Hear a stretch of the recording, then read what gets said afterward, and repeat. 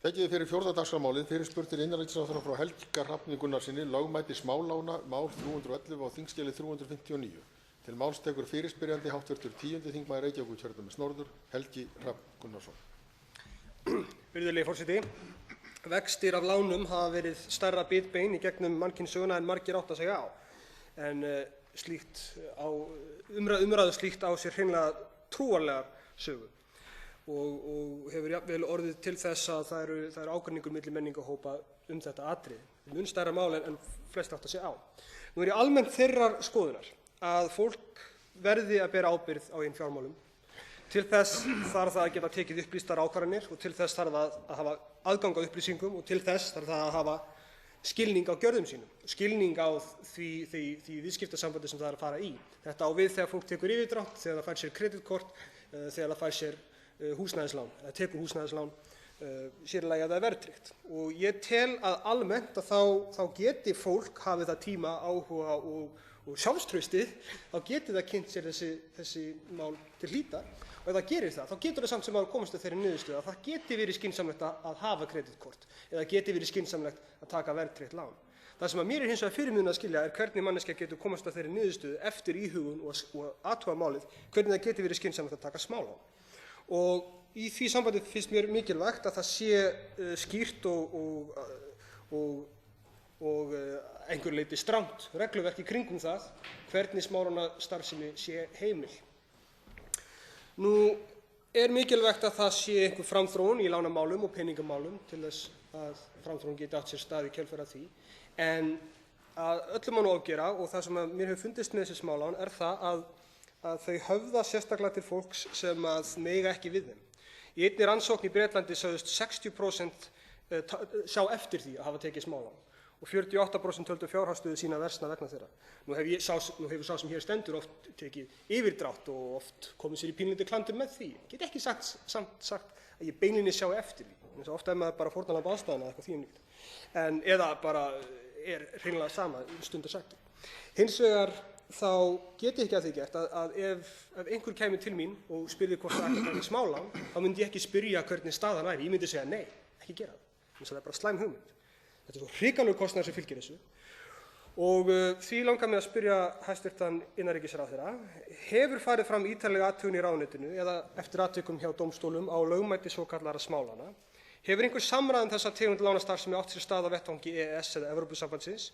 Hefur ráðherra upplýsingar hvernig lán þessi eru innheimt og hversu hart er fram gengið í þeim efnum? Geta smálánafyrirtæki átt lögmætar kröfur á aðstandendum lánþega og þekkir ráðherra dæmi tilraunir smálánafyrirtækja til innheimta hjá aðstandendum? Hefur verið kannað hjá ráðuneytinu eða undirstofnunum þess hvort ólögmætri nauðung hafi verið beitt við lántökur hjá smálánafyrirtækjum, til dæmis við innheimtu fíkniefnaskulda? Og síðast en ekki síst, hafa lánþegar sem fastir eru í viðjum smálána einhver úrræði hjá hinu opinbera til að komast úr þeim viðjum og ef svo er ekki, telur ráðherra þörf á slíkum úrræðum eða aðstoð? Til máls tekur hæstv. Innanríkisráðherra Ólöf Nordal. Hæstv. forseti. Ég vona að ég nái að svara þessum 6 spurningum hér í fyrra svari mínu. Við skulum láta á það reyna. En hv. þingmaður í fyrstu spurningu sinni lítur sérstaklega til hvort að kannað hafi verið lögmæti þessara smálána, ekki afstöðu mína sérstaklega til þeirra heldur lögmæti þeirra. Það er fyrst að nefna að smálán eru í sjálfu sér ekki ólögmæt.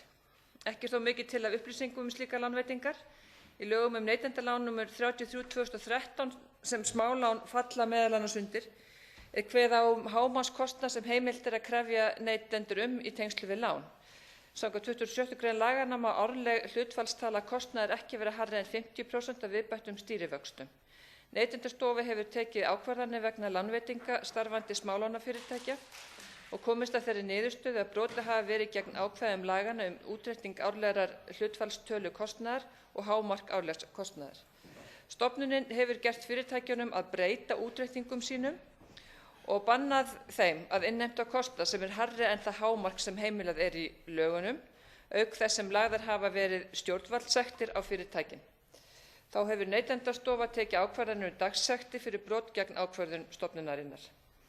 Kredía og smálán fyrirtæki á þessu markaði hafa nú stefnt Neytendastofu til ógildingar ákvörðunarinnar enda hefur hún þau áhrif að lækka þar verulega þann kostnað sem innheimtur er með lánunum. Í öðru lagi er spurt að því hvort að einhver samræða þessa tegund lánastarfsemi hafi átt sér stað á vettvangi EES eða Evrópusambandsins. Þá er það svo að Neytendastofa hefur á grundvelli samstarfs við evrópskar systurstofnanir tekið þátt í umræðum málið, auk þess að fá upplýsingar aðgerðir stjórnvalda í öðrum löndum vegna smálána. Ekkert formlegt samstarf hefur átt sér stað, enda ekki til samræmdar reglugerðir, tilskipanir eða leiðbeiningar innan Evrópusambandsins sem fjalla smálán. Reglur sem gilda í hverju ríki geta því verið nokkuð ólíkar. Kostnaður neytenda við að taka smálán er vandamál í mörgum ríkjum Evrópu. Gripið hefur verið til mismunandi aðgerða.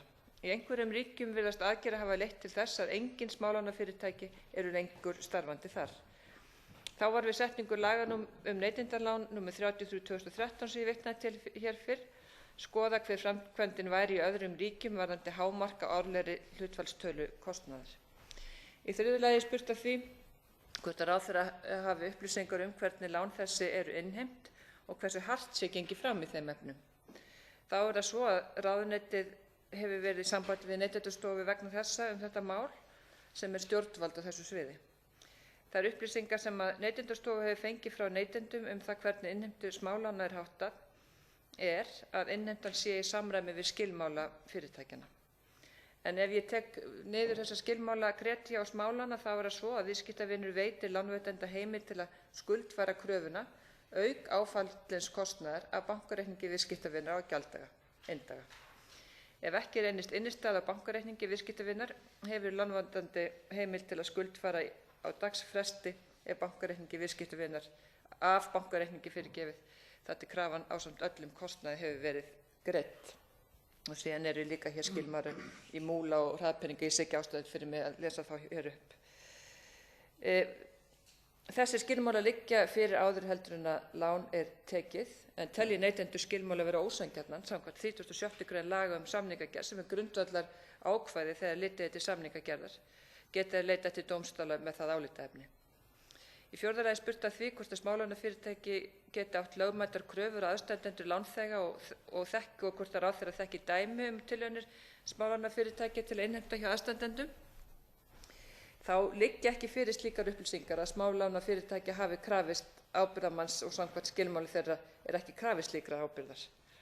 Ég kannast ekki sjálf við nein slík dæmi, þekki það ekki, get ekki tjá mig það, úttala mig það hér. Í fimmta lagi er spurt að því hvort það hafi verið kannað hjá ráðuneytinu eða undirstofnunum þess hvort ólögmætri nauðung hafi verið beitt, eins og spurt var. Ábendingar að ólögmætri nauðung hafi verið beitt við innheimtu hafa hvorki borist til ráðuneytisins eftir að við leituðum að því, né til Neytendastofu. Og í sjötta lagi er spurt lánþega sem eru fastri við smálána. Ég ætla ekki að lesa spurninguna upp, en svarið er: ekki er í boði af hálfu stjórnvalda nein sérstök úrræði fyrir þá neytendur sem eru yfirskuldsettir vegna smálána.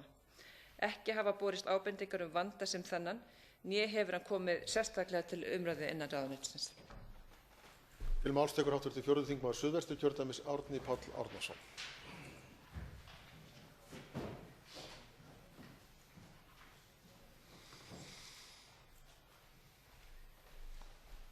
Forseti, ég vil þakka hv. þingmanni fyrir spurninguna og hæstv. ráðherra svörin. Það er mjög mikilvægt og ég ætla ekki að fara yfir það hér af hverju, það hefur margoft verið gert. Mikilvægt er að stemma stigu við starfsemi smálánafyrirtækja og mikilvægt að afli löggjafans sé beitt af fullri einurð til þess að ná þeim árangri. Við bíðum nú auðvitað niðurstöðu í dómsmáli sem að smálánafyrirtæki hafa höfðað gegn Neytendastofu vegna dagsektaákvarðana og það er mikilvægt á sama tíma horfum við til annarra möguleika sem kunna vera í löggjöf til að þrengja að starfsemi smálánafyrirtækja. Eitt af því sem kemur fram í fyrirspurn hv. þingmanns er auðvitað sú hvort við ætlum að búa til sérstaka leið í gegnum gildandi lög greiðsluaðlögun til þess að auðvelda afskriftir þessara lána, einfalda það ferli og búa til sérstakan feril til þess að þeir sem ekki geti staðið í skilum geti auðveldlega losna við það. Því að þetta er sannanlega lánastarfsemi sem styðst ekki við neinn þann grunn sem að er hægt að kalla samfélagsleg verðmæti og það er mikilvægt að þegar að lánastarfsemi beinist með jafn ríkum hætti og raun ber vitni hér að fólki sem stendur höllum fæti í samfélaginu að þá auðveldum við fólki leiðina út. Til máls tekur hv. 3. þingmaður Suðvesturkjördæmis Ragnheiður Ríkharðsdóttir.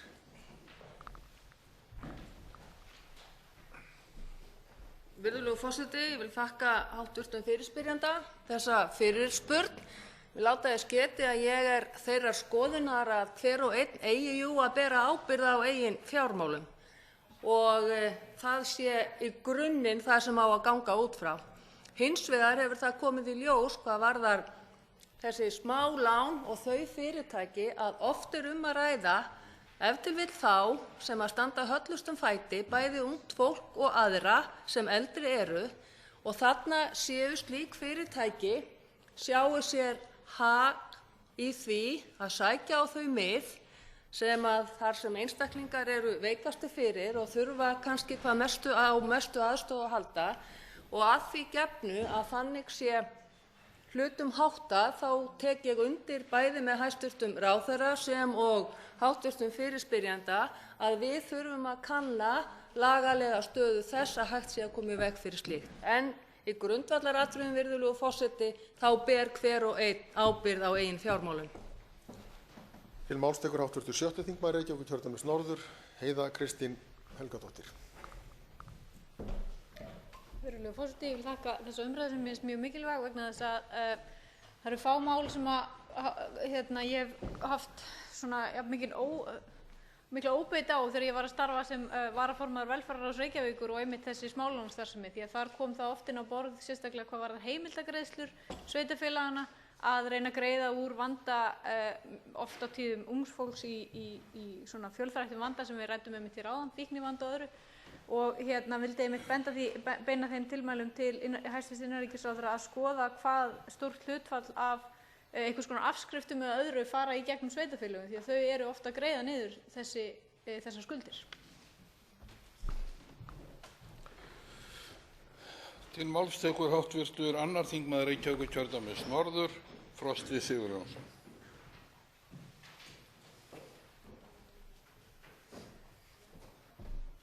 Já, við ræðum hér smálánafyrirtækin og ég vil þakka fyrir þessar fyrirspurnir sem hafa komið hér og tækifæri til að ræða þetta. Málefni smálánafyrirtækja hafa verið oft á dagskrá efnahags- og viðskiptanefndar og ekki komið til að góðu. Þessi fyrirtæki hafa afskaplega augljóslega verið að sniðganga anda laganna að ekki skuli leggja á hærri vexti en 50% pluss stýrivexti Seðlabankans. Vextirnir í raun eru nálgast 23.000% og eins og úrskurðað hefur verið af Neytendastofu. Það sem að væri þó að hér hafi komið fram að auðvitað geti fólk borið fyrir sig að hérna séu ólögmætir viðskiptahættir eða jafnvel verið að nýta sér bágindi viðkomandi, þá ekki á færi þeirra sem eru í bágri aðstöðu að hefja einhverjar málsvarnir á grundvelli laga í samningalögum eða einhverja greina. Þar held ég að lausnin þar felist í því að Neytendastofu verður falið að gæta samningalagana að þessi ekki brotið þetta ákvæði, ég man ekki hvað það var, 36. grein held ég, að Neytendastofa hafi eftirlitsskyldu með þessu ákvæði fyrir neytendur. Til máls tekur hv. 8. þingmaður Norðvesturkjördæmis Lilja Rafney Magnúsdóttir.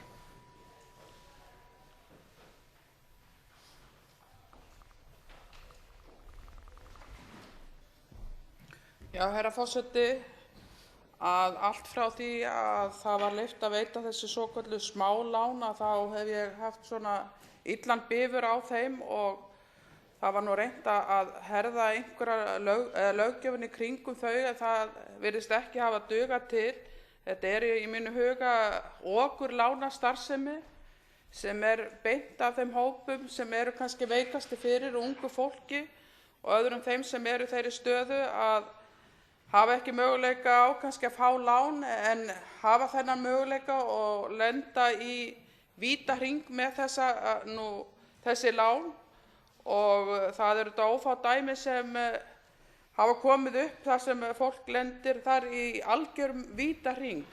Svo að mér finnst að það verði að bæði að þetta herða eftirlit með þessum fyrirtækjum sem veita þessi smálán að það fari þá ekki fram úr þessum 50% vöxtu sem er talað og bara yfir höfuð að þrengja þetta það mikið að það verði ekki þessi mikla misnotkun að mér finnst smálánafyrirtæki á neytendum eins og verið hefur.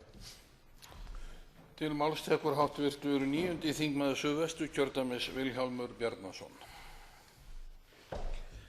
Virðulegi forseti, ég hef lengi velt fyrir mér þessum svokölluðu smálánum og réttarfari að baki varðandi þau mál. Og ég hef margoft velt því upp og spurt hvernig væri með samningalög þar sem að 37. grein bersýnilega ósanngjarnan samning og eins líka hegningarlaga ákvæði þar sem verið að notfæra sér neyð og bágindi viðskiptamanna og ég get vel fallist á það að mikið af þessum smálánum eru okurlán, það er að segja að það er verið að notfæra sér neyð og bágindi og ég tel að þetta mál eigi nú heyra og þegar þetta er komið til efnahags- og viðskiptanefndar þá verður þetta komið undir Neytendastofu og ég vil beina þeim tilmæli til hæstvirts innanríkisráðherra að Neytendastofa athugi þessa tvo lagabálka og hvort að þær nái ekki virkilega yfir í smálán vegna þess að þarna er verið að notfæra sér vesaldóm fólks og með afar kjörum. Virðulegi forseti, ekki slá, ég er hættur. Ég loki máli mínu. Til máls tekur fyrirspyrjandi hv. 10. þingmaður Reykjavíkurkjördæmis norður Helgi Hrafn Gunnarsson. Virðulegi forseti, ég verð að þakka öllum sem hafa tekið þátt í þessari umræðu þess að hún hefur verið mjög rík þótt að hver mælandi hafi afskaplega skamman tíma til þess að tala. En það er stundum sagt að stærsta og svo oft sagðasta lygi sem fyrirfinnst í heiminum samanstendur á tveimur orðum. Ég samþykki, eða á ensku með leyfi forseta, I agree. Þetta er eitthvað sem að flestir segja mjög gjarnan á netinu þegar þeir fá heilan doðrant af einhverju lagamáli, jafnvel á erlendu tungumáli, þetta er yfirleitt á erlendu tungumáli. Og þá er bara einfaldlega svo auðvelt að ýta á takkan I agree og fá þjónustuna sem er venjulega rosalega skemmtileg og mikilvæg og allt það. Og vandinn við smálánin, eitt af þeim stóru vandamáli sem ég sé við smálánin er það að viðskiptamódelið gengur í meginatriðum út á það að gera það auðvelt að fá lán. Án þess að endilega fara í gegnum þá lagalegu króka og kima sem að þarf að fara í gegnum til þess að komast upplýstri ákvörðun. Og þar liggur vandinn, það er upplýst ákvörðunin. Ef allir færu í gegnum skilmálana og öðluðust þessu upplýstu ákvörðun og veltu þessu virkilega fyrir sér, að þá væri þetta kannski ekki vandamál. En það er jú heili tilgangur þjónustunnar að hún sé veitt sem hraðast. Undir kringumstæðum það sem ekki er tími eða aðstæður til þess að sækja yfirdráttarheimild eða eitthvað þvíumlíkt, eða nýta kreditkort eða aðra þjónustu sem þó oft er kölluð okurþjónusta, ef út í það er farið. Og svo langar mig sérstaklega að taka undir með hv. öðrum þingmanni Reykjavíkurkjördæmis norður, Frosta Sigurjónssyni. Hann nefnir það að þarna er oft einstaklingar sem eru ekki í aðstöðu til þess að sækja rétt sinn ef þeir telja á sig brotið. Þannig að það er mikilvægt að yfirvöld hafi yfirsýn og einhverja sýn á það hvernig sé hægt að hafa þetta sanngjarnt. Þótt að ég get alveg tekið undir það og reyndar sagði minni ræðu að almennt á fólk að bera ábyrgð á sínum eigin fjármálum, að þá verðum við hins vegar líka að taka tillit til burði fólks og aðstæðna þegar kemur að því að taka mikilvægar ákvarðanir. Ef of auðvelt er að gera of veigamikil mistök, þá verður að verða yfirvöld að gera eitthvað til að bregðast við. Að lokum þakka ég einfaldlega fyrir umræðuna. Að lokum tekur til máls hæstv. Innanríkisráðherra Ólöf Nordal. Virðulegi forseti, ég vil eins og aðrir þakka fyrir þessa umræðu. Þetta hefur verið gagnlegt að taka þátt í henni. Ég held að það sé að geta ítrekað það að það verður fróðlegt að sjá hver niðurstaða dómstóla verður í þessu tiltekna máli þar sem stefnt var Neytendastofu vegna álagningu dagsekta. Það skiptir máli fyrir framhald eða hvernig mann lítur á þetta, hvaða niðurstöðu dómstóla komast að þar. Síðan vil ég bara taka það fram sem grundvallaratriði, þá er náttúrulega samningsfrelsi í landinu. Sú 37. grein sem hér hefur gerð að umtalsefni, hún felur í sér ákvæði snýst það sem er frekar nýtt í samningalöggjöfinni. Svona sögulega séð það frekar nýtt og er hugsað til þess einmitt að aðilar geti beitt slíku ákvæði fyrir sig vegna samninga gagnvart dómstólum. Það er þá alltaf þannig að fólk getur beitt því ákvæði fyrir sig til þess að komast undan samningu. Það er eins og að sýnt sig að það er mjög vandmeðfarið ákvæði og því er ekki mikið beitt, en það er þarna sannarlega fyrir hendi til varnar ákveðnum tegundum samninga þegar ákveðna hluti reynir. Ég held að geti verið mjög vandmeðfarið að fela Neytendastofu einhvern veginn að halda utan um það ákvæði. Það ákvæði er fyrst og fremst hugsað til þess að nýta í málaferlum út af dómstólum.